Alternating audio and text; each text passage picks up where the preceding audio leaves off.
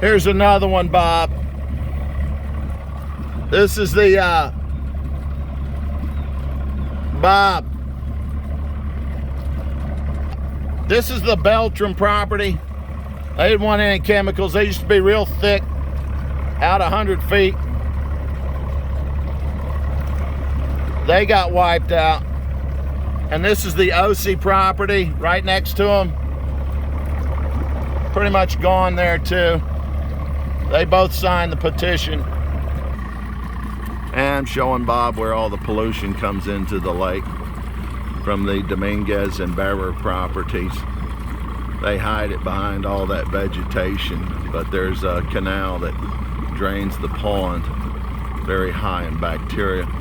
This area is unsafe for swimming during the rainy season.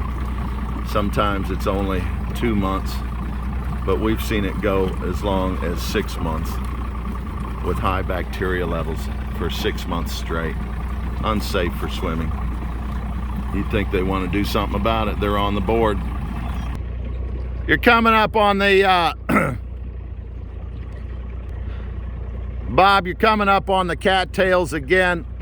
They used to be bright green, flat. Now they're turning up on the edges, brown on the edges.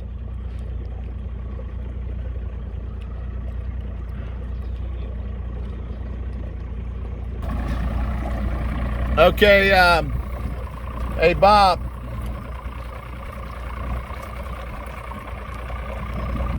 You're coming up on several properties. This is the first one, Pitcher, and you'll see by the previous photos, he had a lot of healthy hydrilla and eelgrass mixed together, and it's all gone, at least 90%.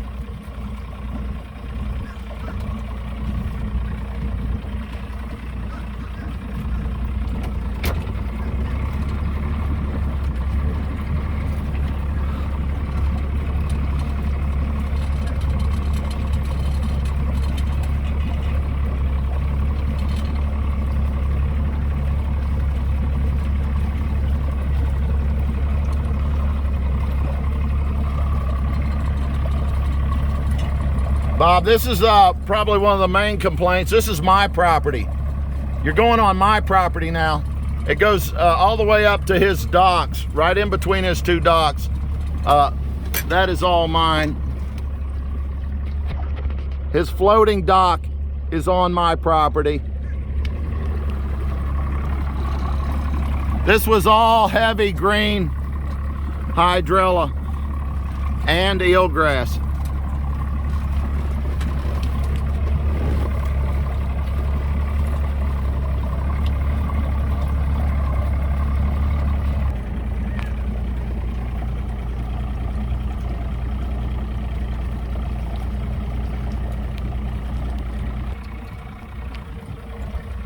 Now you're coming up on the Luis Giraldo property. Also signed the petition. Again, used to be nice, vibrant vegetation. They didn't mind it at all. They knew how important it was to the lake. It's all gone.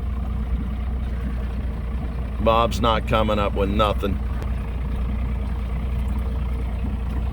Show me that rake. Yeah, nothing on it at all.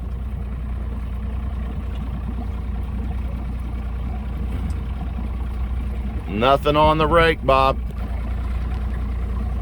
You're coming up now on Eric Maltese property, and the previous owner was Jamie Osario.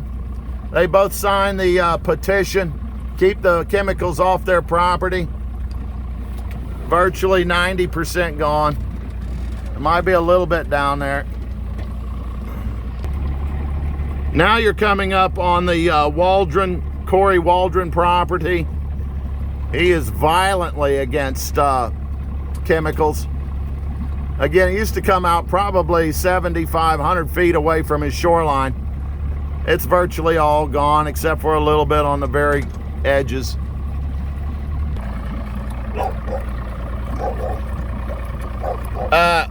Bob, you're now coming up on the Campisi property.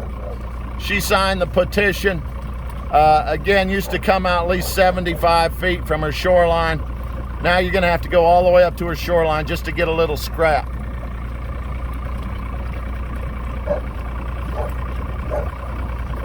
I might add, thanks to Mike Dominguez with a heavy-duty overdose of chemicals spread over to her property and about 20 other people's. Okay, now you're coming up on Dr. Ho and the Knowles property. Both signed the petition. Again, it used to be nice and healthy out about 75 feet or more. There you go, you got a little scrap. Yeah, congratulations.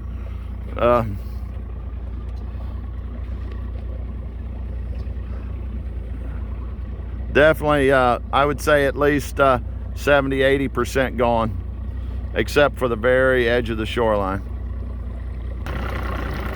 Okay, you're now coming up on Mr. Lee's property. It was good and thick, out at least 75 feet, maybe 100 feet. You couldn't even get your boat through it.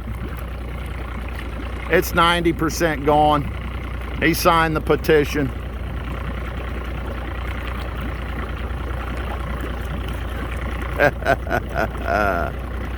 Hey, Susie. Oh, good. Yeah, it's all gone.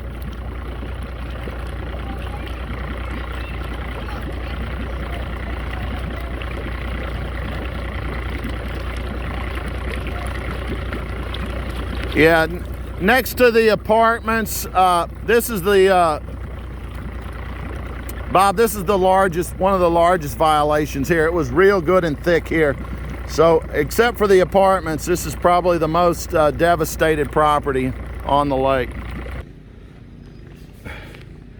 And if you look at the property map, Bob, you'll see this is all the apartments property. They basically just own to the end of that dock there. So this used to be good and vibrant too. It's all gone. It's all part of the apartments, which emailed the association to say keep the chemicals off the property. Again, this is the apartments property. Just on the other side of that dock. It was all heavily vegetated with hydrilla and eelgrass. And now it's completely gone.